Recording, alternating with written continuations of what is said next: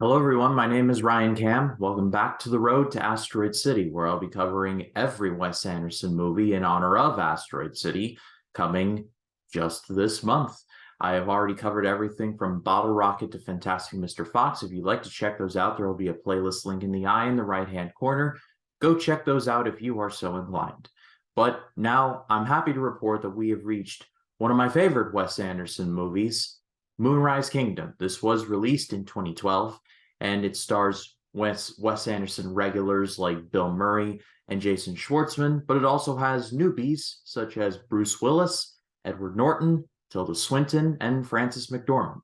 It tells the story of two kids played by Jared Gilman and Kara Hayward, respectively. Their names are Sam and Susie. They meet one night during a play, a production of Noe's Flood, where Susie is performing. Despite the distance between the two of them, they start writing letters to each other until they eventually decide to basically run away together. And, well, that upsets the island of New Penzance for which they live, and it especially upsets Susie's parents, played by Bill Murray and Frances McDormand. And the movie basically revolves around this island trying to find these two kids before a massive storm hits. This was the first Wes Anderson movie, or first live-action Wes Anderson movie that I ever saw. So this movie has a very special place in my heart. And rewatching it for this project, I was a little worried that maybe my rose-tinted glasses might have shielded flaws from me, kind of like what I went into with Fantastic Mr. Fox. However, I am happy to report that Moonrise Kingdom is just as charming as I remember it being, because this is, and I will go on record to say it, this is some of Wes Anderson's finest live-action work. In my research, I found that Wes Anderson actually put a lot of personal details about his life into this movie. He was a scout for a time. Sam Shakusky is a khaki scout. It is a fictional troop, but it's pretty much the Boy Scouts. There is the play Noe's Flood, which the two end up meeting for the first time.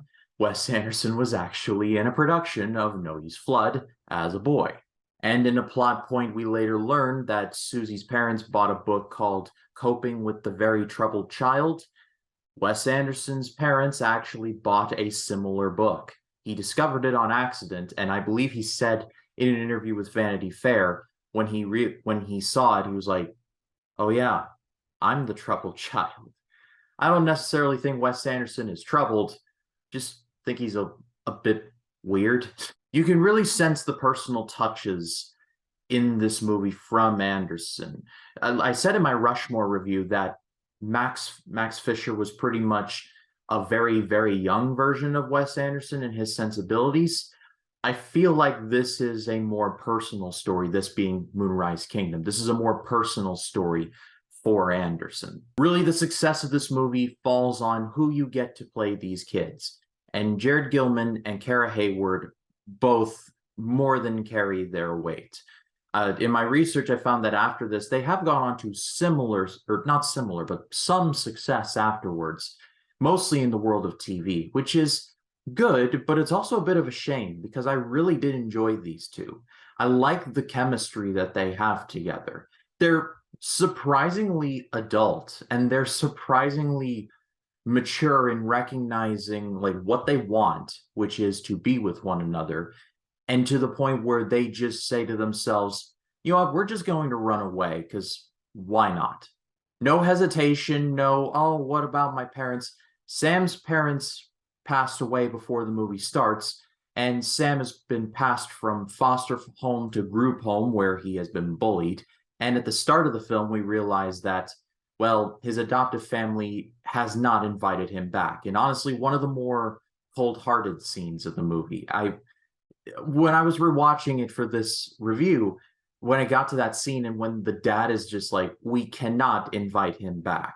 I'm like, what is he, like a house guest that like staying at your Airbnb? Like, you're supposed to love this kid. Like, what's wrong with you? And Susie, well, Susie has a good life on the surface. She has siblings. She has two parents that love her. However, the parents are going through a bit of a tiff in their own right. They're played by Bill Murray and Frances McDormand, like I mentioned. And one of the main plot points throughout, or one of the main subplots, is that Frances McDormand is having an affair with the island police chief, played by Bruce Willis. And it's barely concealed. Like, it's the worst kept secret on the island.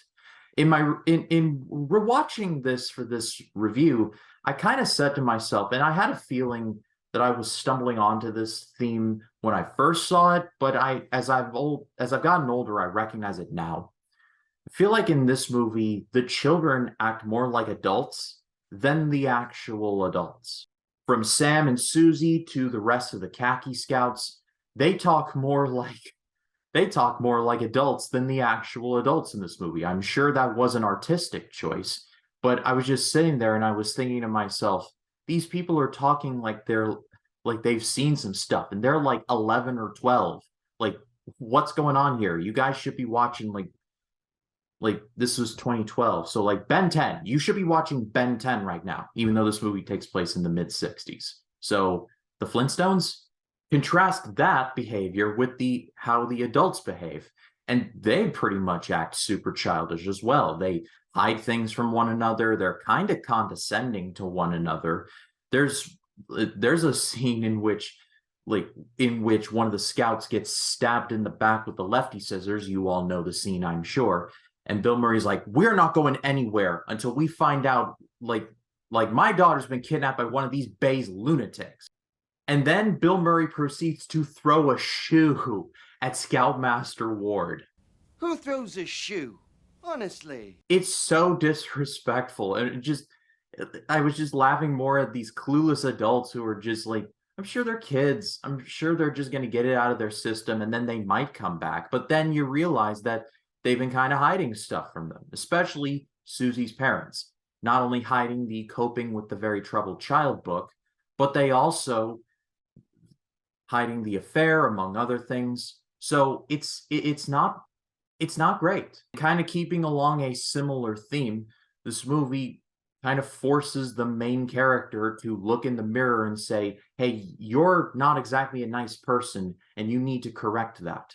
It's a small scene, but it's one of my favorite scenes in the movie where Sam and Susie initially run away, and Sam finds out that Susie pretty much stole some library books, and in the book Coping with the Very Troubled Child, that book comes up and they're talking about it, and Sam laughs at the prospect of them having a book like this. Susie gets kind of offended by this, as she probably would, and I don't blame her for a second, and they have a bit of a tiff about it, but then Sam apologizes, they make up, and they carry on. It's a small thing, but this little planned payoff of character is an a-hole, character is forced to recognize the fact that he has been an a-hole, and he just has to come correct with that. It's something that I badly missed in early Wes Anderson. Honestly, this is a movie I could talk about for days and days. It looks incredible. The cast is all really solid, of course. So there's a lot of visual storytelling that I think is just done very well. Crucial details are told pretty much, like, if there is exposition, it's done efficiently.